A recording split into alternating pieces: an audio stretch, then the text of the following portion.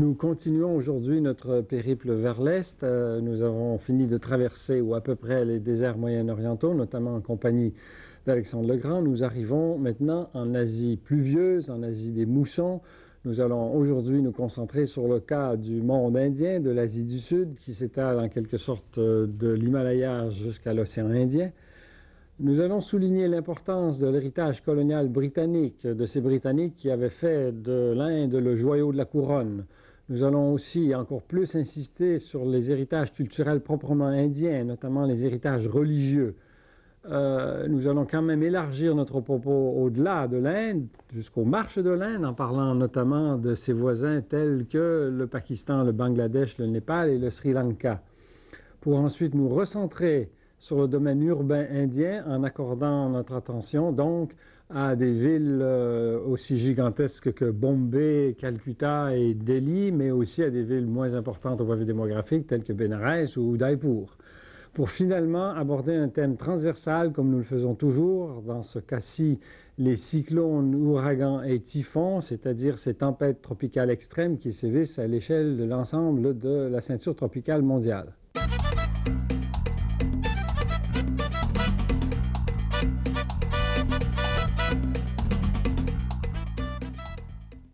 Le terme Asie des moussons désigne cet immense domaine qui s'étale de la mer d'Arabie jusqu'à la péninsule coréenne sur le versant pacifique.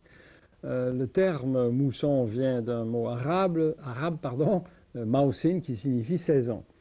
Lorsque l'on parle des moussons, on parle d'un régime de vent alternant, c'est-à-dire de vent qui se déplace en fonction de la position des ondes de haute pression. Pendant l'été, les ondes de haute pression se situent sur les mers environnant cette Asie, donc dans l'océan Indien en particulier, alors que les ondes de basse pression sont continentales et que donc les appels d'air se font en direction des continents et que les vents qui se déplacent sont des vents humides qui proviennent des mers. Pendant l'hiver, en gros, de l'hémisphère nord, les ondes de haute pression sont sur le continent lui-même, plus exactement sur l'Asie centrale, les régions désertiques, et donc l'appel d'air se fait vers les océans. Il s'agit d'un appel d'air sec, et les vents qui prédominent à ce moment-là sont des vents secs. Donc en gros, ce qui caractérise l'Asie des moussons, c'est une alternance de saisons pluvieuses avec une saison beaucoup plus sèche. Bon, ceci dit, il y a toutes sortes de variables à l'intérieur de ce grand schéma, selon que l'on se situe sur telle côte de l'Inde ou sur telle côte du sud-est asiatique ou sur les côtes du Japon, mais d'une façon générale, le schéma est à peu près celui que je viens de vous résumer. Et donc, cette Asie des moussons, c'est celle qui est soumise à cette alternance des vents, c'est celle qui est humide, c'est l'Asie des vents humides, c'est l'Asie de l'agriculture.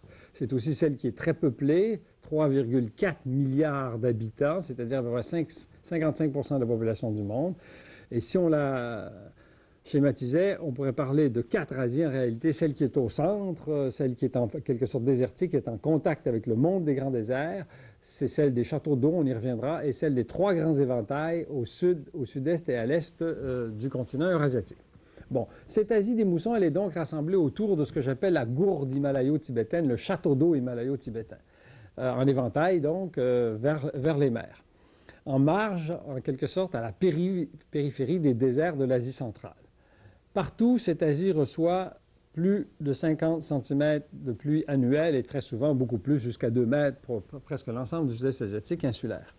Les chaleurs estivales sont généralement combinées avec les pluies, des chaleurs qui sont d'ailleurs en fait quasi permanentes dans le domaine proprement tropical, ce qui permet un peu partout la riziculture inondée ou la riziculture irriguée, jusque par exemple, dans le domaine nordique du Japon, dans l'île de Hokkaido. Ça, c'est un des éléments fondamentaux de l'Asie des moussons, c'est que la riziculture inondée y est praticable pratiquement partout. C'est aussi l'Asie des grands bassins fluviaux, c'est l'Asie des deltas, donc de l'irrigation, du contrôle des grands fleuves. C'est donc l'Asie des paysans sédentaires, qui s'opposent en quelque sorte, ou qui contrastent en quelque sorte avec l'Asie des pasteurs ou l'Asie des nomades de la Haute-Asie, du centre, en bonne partie semi-désertique ou désertique. Bon, encore une fois, il y a des nuances à apporter à l'intérieur du domaine de l'Asie des moussons concernant les aires climatiques, et surtout entre cette Asie des moussons et l'Asie proprement sèche du centre et de l'Ouest, c'est-à-dire le Moyen-Orient. des zones de transition telles que l'Afghanistan, le Pakistan, qui font partie de l'Asie des moussons dont nous parlons ici, et puis même l'intérieur de la Chine, la Mongolie, le Xinjiang, etc., et même le Tibet, qui sont des zones peu arrosées. On est ici dans une zone de transition entre l'Asie proprement désertique et l'Asie des moussons. Donc, lorsqu'on parle de l'Asie des moussons, on n'emploie pas que des critères strictement climatiques, mais aussi des critères géopolitiques. La Chine fait partie de l'Asie des moussons, mais tout le domaine occidental de la Chine est essentiellement sec. Bon, quoi qu'il en soit, il y a trois grands domaines, on l'a laissé entendre. Nous allons traiter aujourd'hui de l'Asie du Sud, à l'occasion des deux prochaines leçons de l'Asie de l'Est et du Sud-Est. Cette Asie du Sud, elle se caractérise autour de ce que j'appelle ici le monde indien, largement influencé par le monde indo-européen. Caractérise aussi par l'omniprésence, la pesanteur du facteur religieux, l'héritage de l'Empire britannique, sauf dans le cas de l'Afghanistan, on y reviendra brièvement plus tard, et aussi bien sûr par l'importance de l'élevage des bovins qui représente un caractère sacré lié bien sûr donc à ce poids de la religion, notamment dans l'hindouisme. Quant à l'Asie de l'Est, il s'agit donc, dont on parlera bientôt, il s'agit du monde chinois caractérisé par le recours à l'écriture chinoise. C'est une Asie que je qualifierais de ultra-paysanne, fondée sur une agriculture minutieuse, qu'on qualifie de civilisation du végétal par opposition donc à celle de l'élevage. Une Asie qui a été peu colonisée, qui a été très marquée par le communisme, qui le demeure d'ailleurs, et une Asie cependant qui est aujourd'hui en voie d'industrialisation accélérée avec le Japon comme moteur principal. Quant à l'Asie du Sud-Est, elle représente en quelque sorte le delta culturel de l'ensemble de l'Asie des moussons, largement influencé par l'Inde et par la Chine, dans un domaine qui est tropical dans sa totalité, et une Asie qui a aussi été largement colonisée, mais qui est aujourd'hui l'une des régions les plus dynamiques de la planète.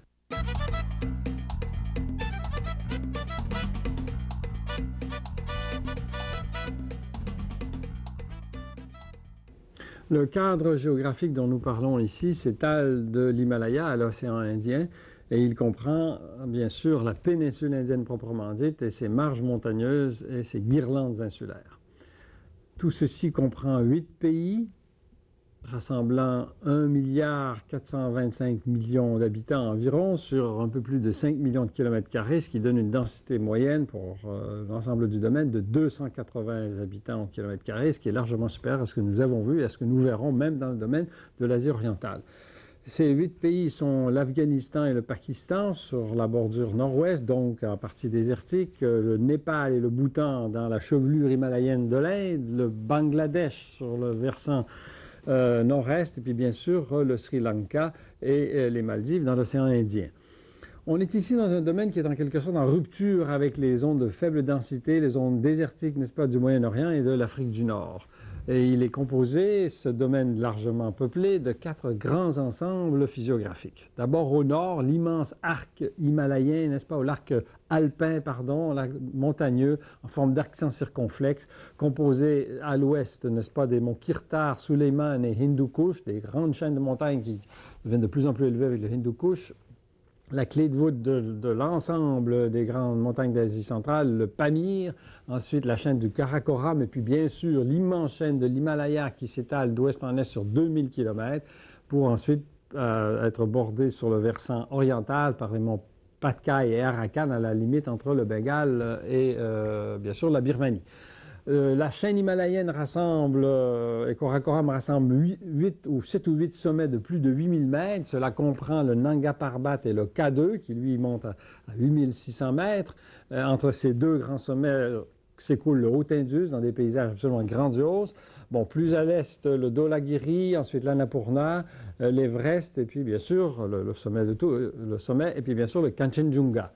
Derrière cela, derrière cette véritable muraille, le plateau, le château d'eau de l'Asie centrale, la source des grands fleuves, le plateau tibétain.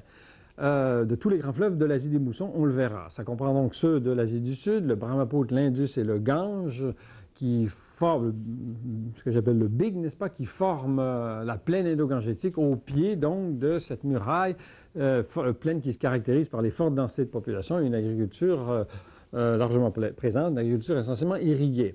Troisième domaine, au-delà de la plaine indo-gangetique, le plateau du Décan, plateau précambrien, donc massif, donc bouclier ancien, incliné vers le golfe du Bengale et dont le cœur est assez aride, en fait, semi-désertique. Les bordures, quatrième grand ensemble, les bordures de ce décan, ce qu'on appelle les Ghats occidentaux et orientaux, occidentaux du côté de la côte de Malabar, plus élevés, plaine côtière plus étroite, culminant ces Ghats à quelques 2000 mètres dans le sud de la péninsule, orientaux débouchant sur des plaines plus larges, mieux drainées, avec des deltas sur la côte donc du Coromandel. Bon. Une des caractéristiques fondamentales de l'utilisation du sol, bien sûr, de cet immense domaine, c'est l'agriculture, une agriculture fondée sur la gestion des grands fleuves. Ici, les superficies consacrées à l'agriculture atteignent des records mondiaux, notamment avec le Bangladesh. Environ 64% du territoire de ce pays de 140 000 km² est consacré à l'agriculture. Dans le cas de l'Inde, qui couvre tout de même plus de 3 millions de km², plus de 50% du territoire est consacré à l'agriculture. Dans le cas du Sri Lanka, c'est 30%, dans le cas du Pakistan, c'est 27%, et le Népal, Pakistan largement désertique, et le Népal, 17%. Ici, ce sont bien sûr les céréales qui prédominent, le blé et le riz en Inde, le riz au Bangladesh, et puis bien sûr le blé dans le Pakistan, blé largement irrigué.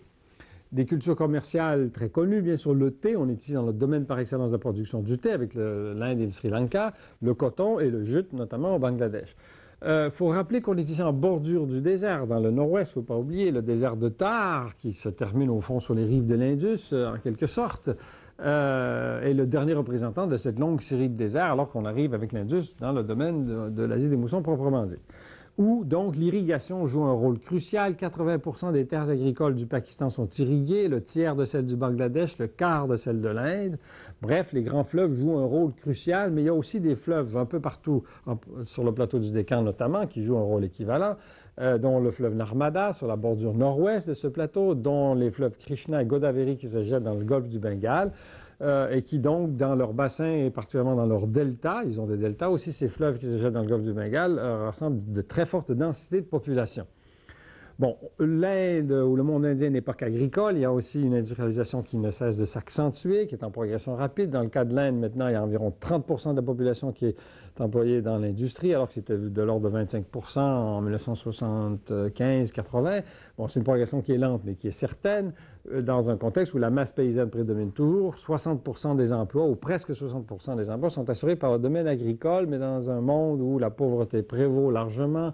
Par exemple, l'analphabétisme touche à peu près le tiers de la population masculine et environ 60% de la population féminine. Bon, s'agissant des grands fleuves, le fleuve sacré par excellence, vous le savez, dans ce domaine, c'est le Gange. Ce Gange qui court sur environ 3000 km, qui dessert un bassin d'1 million de km², qui a un débit moyen de 12 000 m³/s, mais qui a des écarts considérables. Un étiage de 1200 m³/s, ce qui est très peu, jusqu'à 61 000 m³/s en période de crue, les crues étant dues à la conjugaison au printemps et à l'été des fortes pluies de mousson, et bien sûr de la fonte des neiges sur le plateau tibétain. Lorsque cette conjugaison est trop intense, le débit du Gange est très fort pendant l'été et jusqu'à l'automne. Ce fleuve, donc, dont les sources, on vient de laisser entendre, sont sur la muraille même de l'Himalaya, au pied du Nanda Devi, à presque 8000 mètres d'altitude. Son début, n'est-ce pas? Ses débuts sont très torrentiels, mais il devient assez large dans la plaine, une plaine très inondable, largement fertilisée par ses propres limons. Il débouche sur un immense delta, d'autant plus qu'il reçoit le renfort du Brahmaputra pour former ce delta, qui est le plus grand du monde et qui est d'ailleurs occupé par la plus grande forêt de mangrove du monde, la forêt de Sundarban. Cette plaine fait l'objet de nombreux aménagements, notamment un canal parallèle au Gange dans la partie amont de la plaine, sur environ 1000 km, qui facilite donc les services d'irrigation et même de transport. Un Gange, il faut le rappeler, qui a un immense potentiel hydroélectrique, en particulier dans sa partie amont et sur certains de ses affluents, comme par exemple la rivière Yamuna, dont on reparlera. Trois des États les plus peuplés de l'Inde, l'Uttar Pradesh, qui est le plus peuplé, le Bihar et le Bengale, sont desservis par ce Gange, qui rassemble donc ici, sur 13% du territoire, à peu près le tiers de ce milliard d'habitants de la population de l'Inde, avec quelques grandes villes repères, Kanpur, Allahabad, Patna, la capitale du Bihar, et bien sûr Calcutta, l'immense Calcutta, la capitale du Bengale occidental. Et puis aussi, il ne faut pas l'oublier, des villes sacrées, Allahabad que je viens de mentionner, qui est une ville sacrée, et surtout la ville sacrée par excellence de l'Inde, la ville des pèlerinages, Bénarès, ou aussi nommée Varanasi.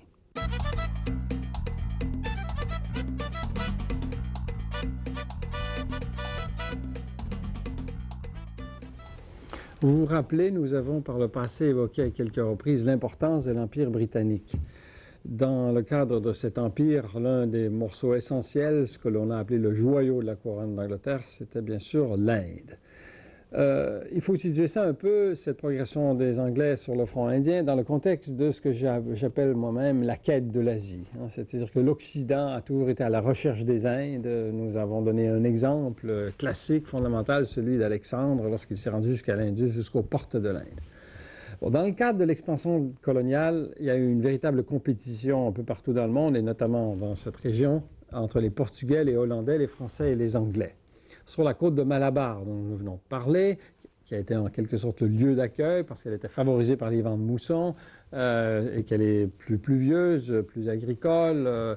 De ce point de vue-là, plus intéressante pour les installations portuaires, les Occidentaux sont arrivés avec une fréquence accentuée. D'abord, Vasco de Gama en 1498, vous vous rappelez ce Vasco de Gama qui avait contourné le Cap, n'est-ce pas,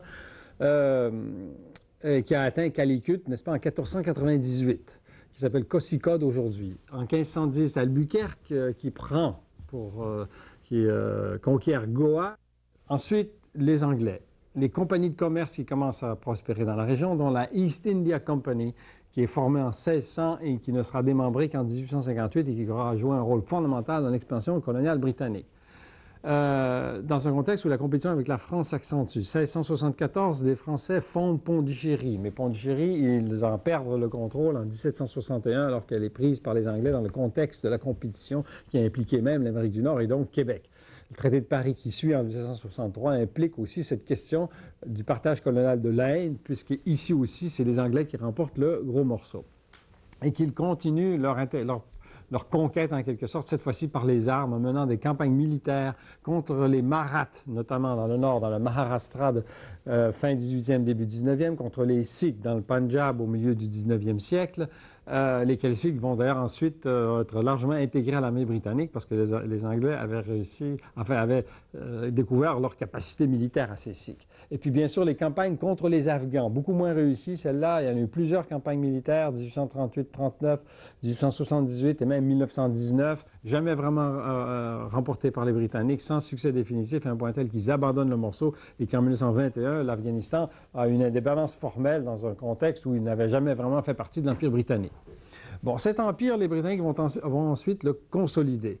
Ils sont surtout bien installés dans le nord pour des raisons multiples, notamment pour la facilité des communications, parce qu'il y a déjà des centres importants qui étaient établis par les Moghols avant leur arrivée. Et ils vont, eux, s'installer à Calcutta. Ils vont en faire un grand centre à compter de 1660 et éventuellement, ça va devenir la capitale de l'Empire britannique des Indes de 1772 à 1912.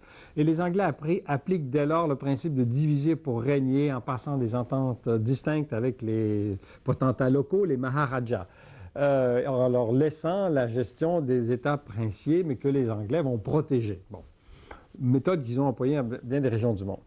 Ceci dit, ce qui est important, c'est la gestion économique est laissée entre les mains des Anglais, et notamment, ils en profitent pour développer les réseaux de chemins de fer. Dans la deuxième moitié du 19e siècle, un peu partout dans le monde, les chemins de fer se développent. Rappelez-vous, en Amérique du Nord, on l'a évoqué. Dans un contexte où cela est important pour l'économie, mais aussi du point de vue du contrôle stratégique du territoire indien. Alors que l'on développe une agriculture d'exportation centrée sur le coton, qui est acheminé vers l'Angleterre, là où il joue un rôle important dans le contexte de la révolution industrielle. Mais une des conséquences de ça, c'est la destruction de l'industrie artisanale locale, notamment dans le Bengale, qui est un des hauts lieux de l'industrie du coton en dehors de l'Europe. Donc, alors que l'Angleterre en profite, le Bengale en dépérit, n'est-ce pas? Et même dans un contexte de violence où les Anglais en profitent pour mutiler très souvent les artisans pour empêcher qu'il y ait une compétition de la production artisanale locale pour le marché des tissus britanniques. Bon, tout cela dans le contexte de l'intégration dans le grand axe commercial. Ici aussi, les Anglais sont en train d'établir un axe comme ils le faisaient en Afrique. Là, c'est l'Europe via Suez jusqu'à Bombay, qu'on appelle aujourd'hui Mumbai, vous le savez, et Calcutta, et jusqu'à Singapour et Canton. Ça, c'est le grand axe Angleterre-Chine, dans le cadre duquel l'opium va jouer un rôle important pour l'Angleterre. Cet opium dont les Anglais prennent le contrôle commercial dans le nord de l'Inde pour l'acheminer vers le marché qu'ils vont développer, celui de la Chine. Donc, importance des grands axes, ici aussi en Asie, comme en Afrique, contrôlés par les Britanniques. Bon, cet empire, il va cependant être ébranlé bien avant qu'il ne soit formellement détruit, n'est-ce pas? Avec, dès le milieu du 19e siècle, la mutinerie des Sipais, qui est à l'origine du mouvement nationaliste, avec éventuellement en 1888 la fondation du parti du National Congress, personnage très important éventuellement, Mahatma Gandhi, qui né en 1869, mort en 1948, mais qui va se caractériser par un militantisme pacifique. 1947, éventuellement, l'Inde obtient son indépendance sous Nehru, une indépendance qui à ce moment-là est essentiellement pacifique, mais qui est immédiatement suivie d'une partition sur des bases religieuses qui, elle, ne sera pas très pacifique entre l'Inde et le Pakistan. C'est une espèce d'aberration que cette partition, dans la mesure où ce Pakistan, à ce moment-là, il est formé des deux épaules de l'Inde, ce qu'on appelait à ce moment-là, en 1947, le Bengale occidental, le Pakistan occidental et le Pakistan oriental. Dans un contexte où le Pakistan occidental, à 1500 km de l'autre, dominait la fédération, qui s'effondre éventuellement. Il y a une nouvelle division en 1971 entre les deux Pakistans, le pays des purs, le Pakistan proprement dit à l'ouest, et donc ce qui va devenir le Bangladesh, c'est-à-dire le Bengale libre, cette partie orientale de l'immense Bengale. Bon, l'Inde est depuis lors aux prises avec des problèmes d'intégration des 552 États princiers que les Anglais avaient maintenus à l'intérieur du domaine. Et suite à 1947, l'administration indienne a dû verser des indemnités à de nombreux Maharajas, enfin les acheter, quoi. Bon. Et dans certains cas, procéder d'ailleurs avec violence, avec une annexion militaire, notamment dans le cas du Mysore, qui est devenu le Karnataka. Et puis avec des problèmes qui étaient énormes déjà à l'époque, qui se sont accentués depuis, notamment celui du Cachemire, avec une guerre avec le Pakistan en 1962, les Pakistanais réclamant ce territoire qui est à majorité musulmane, parce que ça a été la base de la formation des Pakistans en 1947, c'est que c'était les régions de l'Inde où les musulmans étaient largement prédominants et où il y a eu des échanges de population, c'est-à-dire que les hindous qui se trouvaient par exemple au Bangladesh, le Bengale libre, sont passés en territoire indien. Donc, revenons au Pakistan, une guerre qui persiste. En 1999, encore des combats entre le Pakistan et l'Inde. Une rivalité qui est assez désastreuse pour ces deux pays, qui est une véritable nuisance pour leurs économies. Ces deux pays qui sont d'ailleurs des puissances nucléaires et qui ne sont évidemment pas intérêt, étant donné les immenses problèmes de croissance qu'ils ont dans leur économie et des problèmes de pauvreté, à trop investir dans les querelles.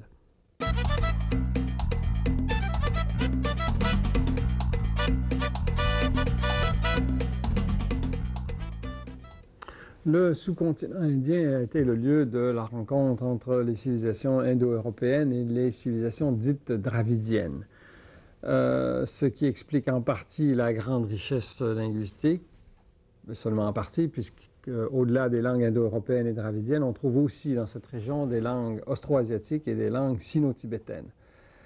Le résultat, c'est que la carte linguistique de l'Inde est probablement la plus complexe du monde. Il y a dans la seule Union indienne 14 langues constitutionnelles, dont le hindi. Il y a deux langues officielles en Inde, à l'échelle de l'Inde même, de la Fédération indienne, le hindi et l'anglais, qui n'est d'ailleurs pas une langue constitutionnelle. Et dans ce pays qui rassemble 23 États et 8 territoires, chacune de ces entités possède sa propre langue officielle.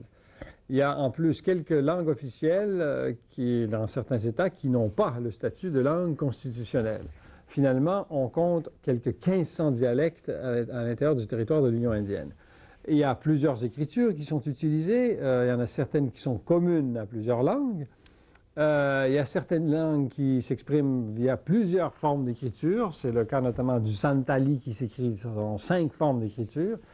Et il faut aussi quand même rappeler le poids essentiel à cet égard du sanskrit, n'est-ce pas, qui est un petit peu à la culture indienne au sens très large, parce que ça va au-delà du domaine indien, ce que sont le grec et le latin pour les cultures européennes.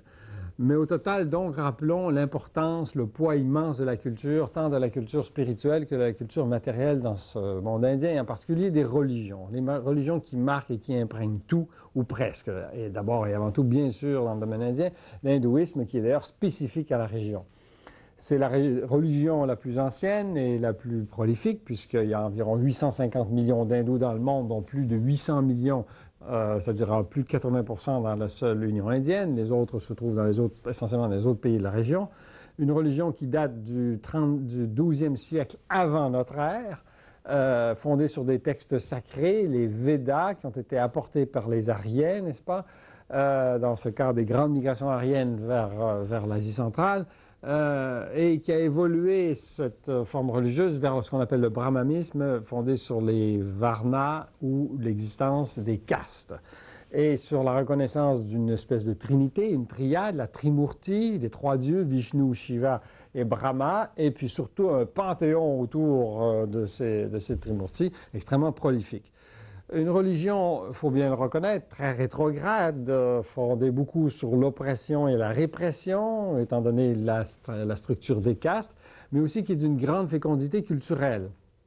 Les exemples les plus évidents de cela, ce sont les textes, les grandes épopées, notamment et tout particulièrement le Mahabharata, constitué de 19 livres, dont le Bhagavad Gita, ou Gita, qui est un non-poème épique, n'est-ce pas, et le Ramayana, des épopées qui ont été diffusées vers le sud-est asiatique largement. On en retrouve des éléments en Indonésie notamment.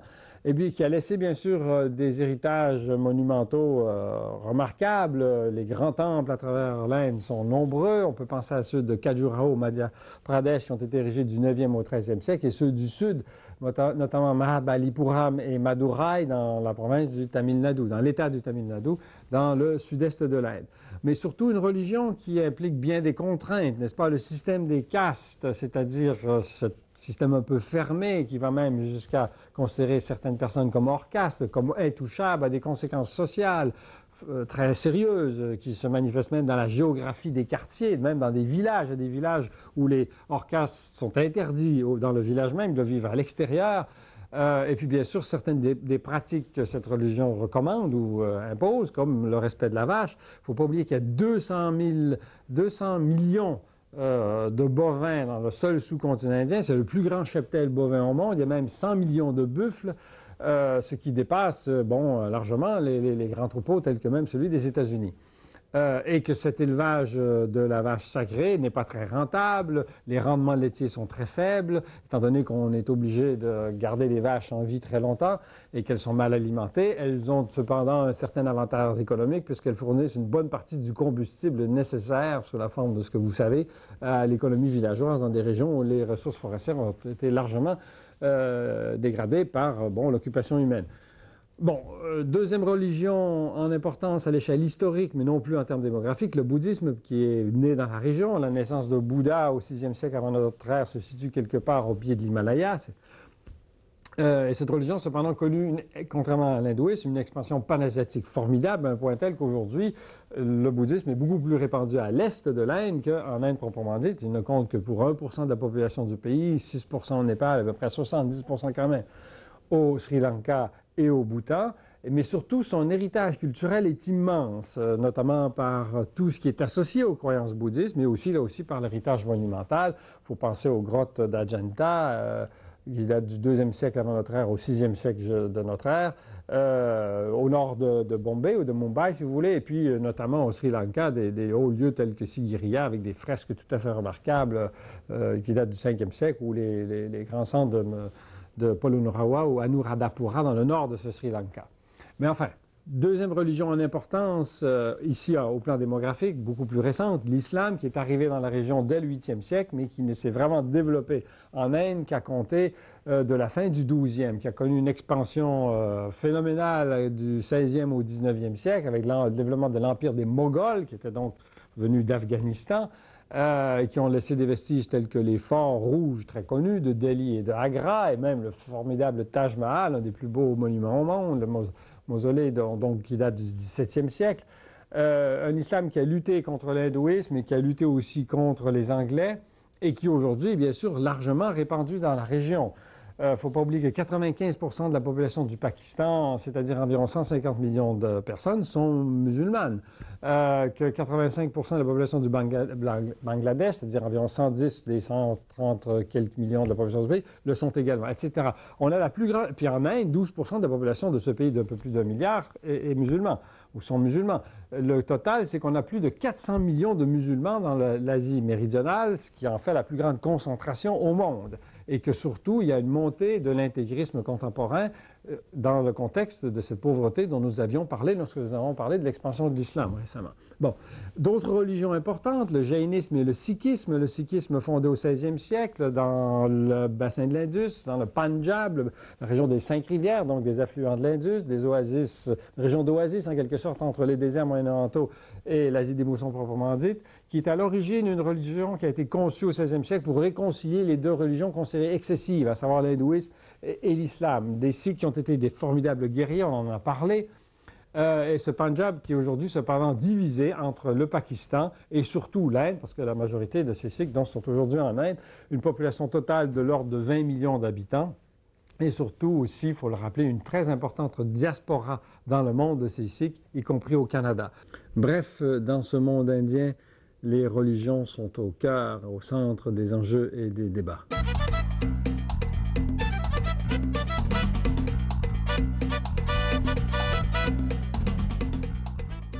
L'Inde également est entourée de pays tampons, un peu comme bien des autres grandes fédérations dans le monde.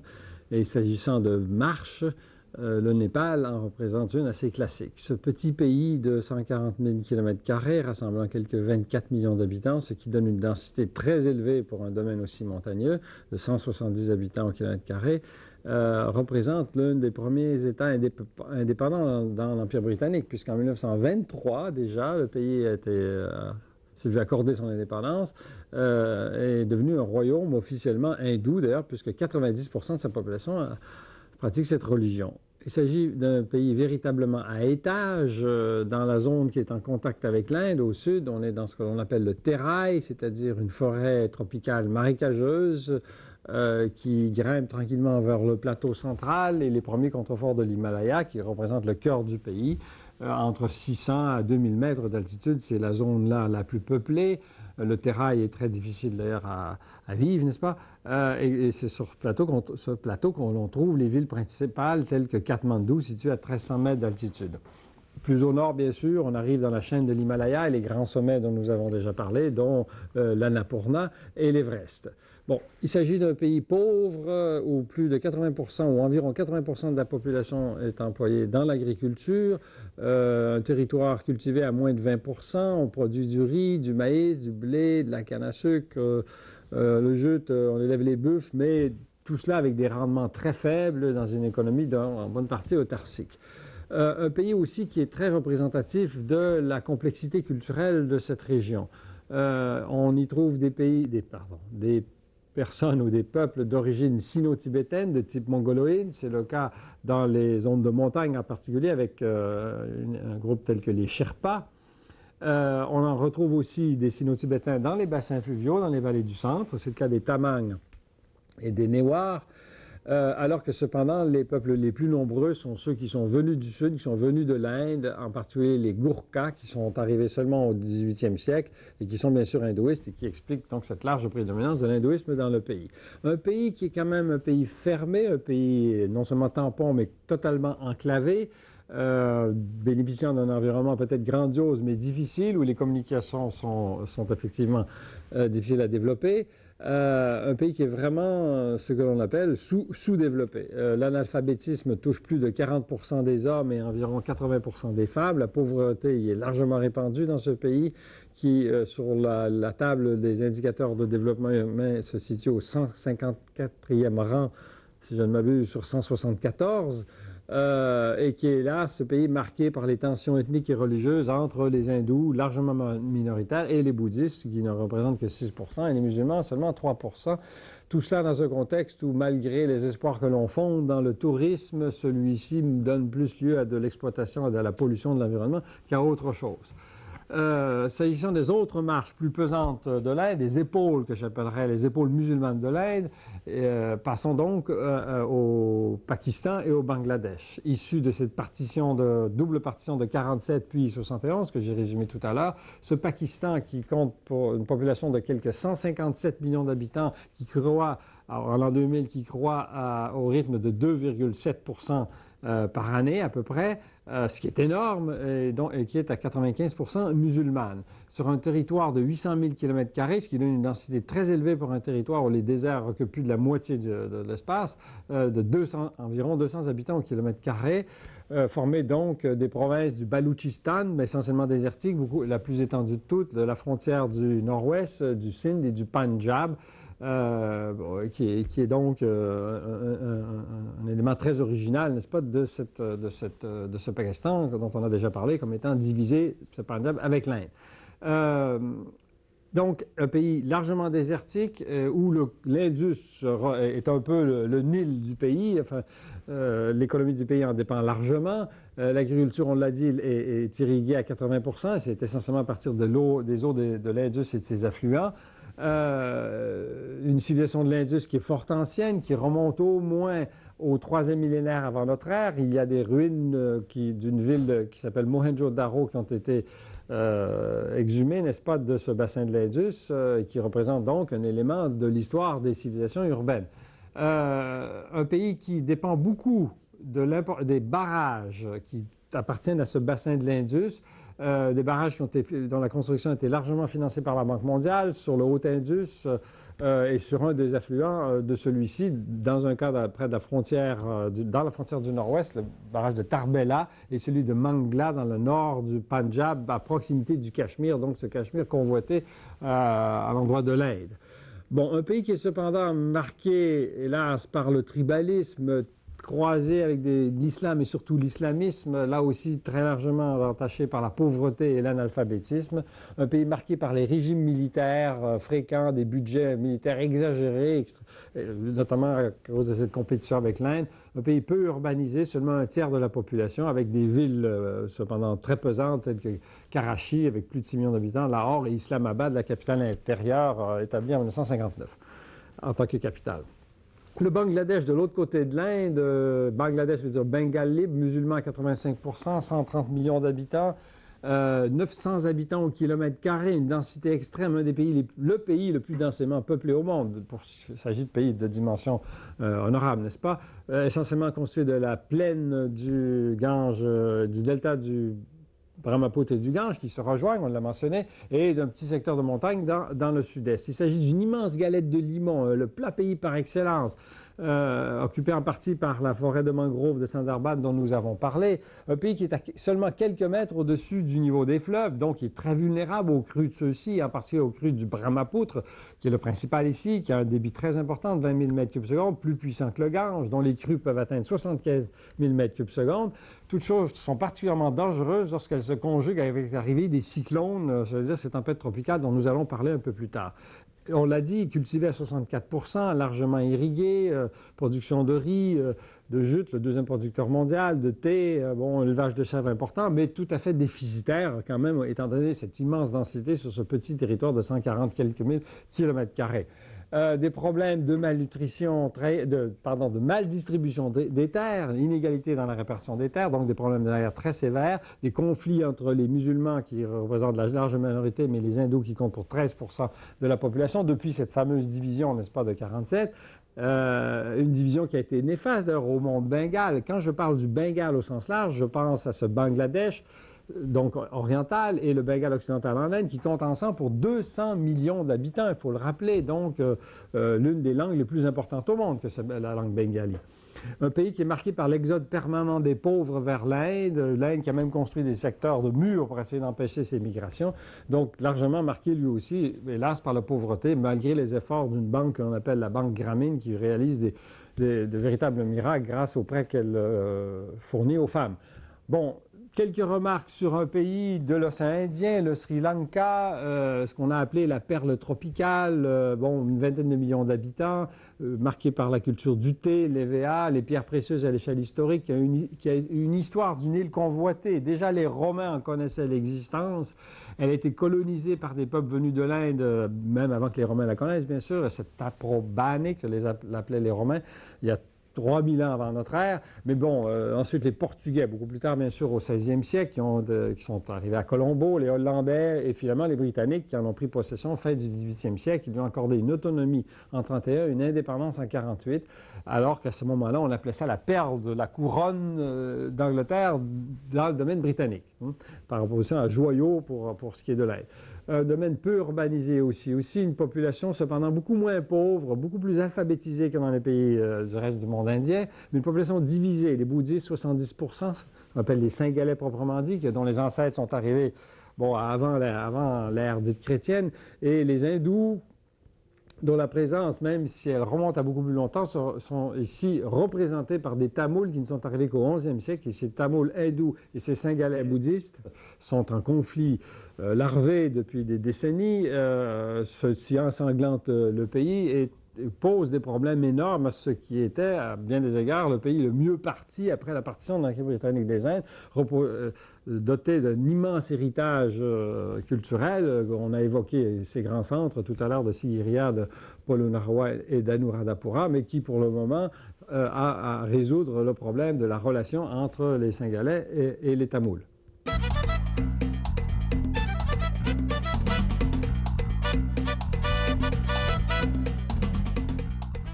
Le taux d'urbanisation de la population de l'Inde est de l'ordre de 30%, ce qui est largement inférieur à ce qui existe dans les pays industriels. Mais puisqu'il s'agit d'une population totale de plus d'1 milliard d'habitants, ça veut quand même dire 300 millions d'habitants dans les villes. Ces villes ont été marquées par l'héritage, bien sûr, précolonial, notamment moghol, mais aussi, bien sûr, l'héritage britannique. Il faut ajouter aussi que les religions, les quartiers ont été marqués par, bien sûr, cette chose dont nous avons beaucoup parlé, le poids de ces religions. Nous allons évidemment pas avoir le moyen de parler de toutes les villes de l'Inde, mais nous allons nous concentrer sur quelques exemples dans le nord du pays, avec des villes à la fois d'origine coloniale, des villes d'origine moghole. En commençant par Bombay, sur le versant oriental du pays, ce grand port, ce réseau de villes du Rajasthan, Jaipur ou Udaipur notamment, la ville de Delhi, New Delhi, et puis bien sûr le cas de Bénarès sur le Gange et surtout celui de Calcutta dans le Bengale. Bon, parlons d'abord des villes du nord-ouest du pays ou de l'ouest du pays, notamment Bombay. Bombay ou Mumbai, la porte d'entrée coloniale par excellence, ce dont témoigne le monument ou cette porte qu'on appelle l'India Gate qui donne sur le port, une ville de 10 millions d'habitants, à ce titre la deuxième du pays après Calcutta. Une ville qui a été portugaise, qui a été anglaise, à compter de 1661. Les Anglais y ont fondé un comptoir qui a été prospère jusqu'au milieu du 19e siècle, alors que là, la fonction portuaire a explosé, en quelque sorte, grâce à l'essor du chemin de fer au 19e siècle, l'ouverture du canal de Suez. Là, Bombay représentait vraiment un noyau sur ce grand axe dont nous avons parlé, alors qu'elle était déjà d'ailleurs la capitale de l'État du Maharashtra. Aujourd'hui, c'est le premier port du pays, la première ville industrielle, le premier centre financier, le premier centre de production cinématographique, non seulement de l'Inde, mais dans le monde. On parle de Bollywood. Le marché du cinéma indien est énorme et Bombay est donc le principal centre de production. Toujours sur ce versant ouest, des villes tout à fait particulières, celle du Rajasthan, le deuxième plus grand État du pays, en large partie désertique, n'est-ce pas, désert de Thar, au-delà duquel donc se situe dans le territoire pakistanais l'Indus, une zone de contact, une zone frontière en quelque sorte, donc parsemée de villes tout à fait remarquables, des villes essentiellement indiennes ou hindoues, comme Udaipur, sur un plateau, à 800 mètres d'altitude, desservi, soit dit en passant, il faut le rappeler, par des grands réseaux de canalisation pour l'irrigation dans ce désert de Thar. Et donc, il y a des lacs et des artificiels coiffés d'îles au cœur même de la ville. Une ville fondée au XVIe siècle, dominée par un remarquable palais. Tout comme Jaipur, la capitale du pays, qui, elle, date du début du XVIIe siècle, qui a été une des premières villes planifiées de cette région du monde, aménagée sur un plan régulier, un plan damier, une ville que l'on qualifie de ville rose, étant donné la couleur qu'elle prend au coucher du soleil, là aussi dominée par un palais qu'on appelle le Palais des Vents. D'autres villes remarquables de la région, Ajmer, Jodhpur, et plus au nord, au Punjab, Amritsar, la capitale des Sikhs, où trône bien sûr le Temple d'Or. Allons plus au nord-est maintenant, sur la région seuil, entre la région désertique et la plaine indo-gangetique, avec l'agglomération de Delhi, New Delhi. La ville même, la vieille ville de Delhi, de l'ordre de 4 à 500 000 habitants, mais une corporation municipale qui en regroupe 7 millions et un ensemble territorial pour ce qu'on appelle le territoire fédéral de Delhi de l'ordre de 10 millions. Delhi, une ville, un site en réalité hindou, d'origine hindoue, mais une ville vraiment fondée seulement au XIIe siècle, donc par les musulmans, sur les rives de la rivière Yamuna, cet affluent du Gange dont nous avons parlé, qui est plus à l'amont, accueille des barrages de production d'hydroélectricité importants. On est donc, je l'ai signé, sur une région seuil. Une ville qui a été la capitale d'un sultanat pendant 3 siècles, du 13e au 16e, là, en particulier alors que les grands Mongols s'y sont établis. Une ville qui a été anglaise à compter du 19e siècle et où, en 1912, les Britanniques ont transféré la capitale de leur empire des Indes, qui était jusqu'alors à Calcutta. Bon, ils en ont fait une ville planifiée, donc, pour recentrer le pouvoir au centre du continent. C'est ce genre de choses qui se sont faites à bien d'autres endroits, on l'a déjà mentionné. Et ont aménagé cette ville à compter de 1920. D'où le nom de New Delhi, de Nouvelle-Delhi, caractérisé par des grands axes de communication, dont le Janpath et le Rajpath, des bâtiments administratifs immenses comme le Parlement de l'Inde, qui est un des plus grands bâtiments au monde, et aussi l'India Gate, et bien sûr des quartiers diplomatiques largement étalés autour de cette ville de New Delhi. À côté donc de la vieille ville de Delhi, centrée sur la mosquée Jami, sur le fort rouge, assez remarquable d'architecture musulmane, en grès rouge, n'est-ce pas, datant du 17e siècle, qui fait penser à celui d'Agra, à 250 km à peu près au sud-est de Delhi, là aussi sur la rivière Yamuna, où trône bien sûr le Taj Mahal, ce magnifique monument en marbre, ce mausolée datant aussi du 17e siècle. Et puis à 40 km à l'ouest d'Agra, la forteresse abandonnée de Fatehpur Sikri, là aussi en grès rouge, datant du 16e siècle. Si l'on descend le Gange, on passe inévitablement par Bénarès, cette ville sainte de l'Inde, qui est comment dirais-je, un lieu où on ne peut que s'émerveiller devant la fréquentation des rives de ce fleuve sacré par les populations indiennes, y compris par de nombreux pauvres qui viennent se sanctifier en se baignant, se purifier en se baignant dans ces eaux-là, de ce Gange. Et plus loin, à l'embouchure de ce Gange et du Brahmapoutre, l'immense agglomération de Calcutta, plus exactement à 150 km de l'embouchure même du Golfe, sur un défluent, la Hooghly, une ville aussi qui a une histoire coloniale portugaise, britannique, qui a été donc la capitale de l'Inde, on l'a mentionné pendant un siècle et demi, élément clé du réseau colonial britannique. Une ville qui aussi, là, par les Anglais, a été planifiée autour d'un centre, un Maïdan, un fort, le fort William, un quartier commercial, mais une planification qui aujourd'hui est à peu près écrasée, étant donné qu'il s'agit d'une ville qui a explosé démographiquement avec les 2 partitions de 47 et de 71, alors que de nombreux réfugiés en provenance des campagnes du Bengale, et en particulier du Bengale libre, du Bangladesh, très pauvres, sont venus et continuent à venir se réfugier à Calcutta, alors que les villes banlieues se répandent à l'amont sur la Hooghly, et que la fonction industrielle, qui est quand même importante dans cette métropole, est un peu perdue dans ce tissu de bidonville où donc on est en présence d'un paradoxe, c'est-à-dire une ville puissante, une ville très riche en institutions, riche en universités, je le signale, un grand centre d'art, la capitale culturelle du Bengale, mais où se juxtapose fécondité culturelle, richesse matérielle, mais aussi, hélas, pauvreté, notamment celle des quelques centaines de milliers de sans-abri qui vivent dans les rues de Calcutta.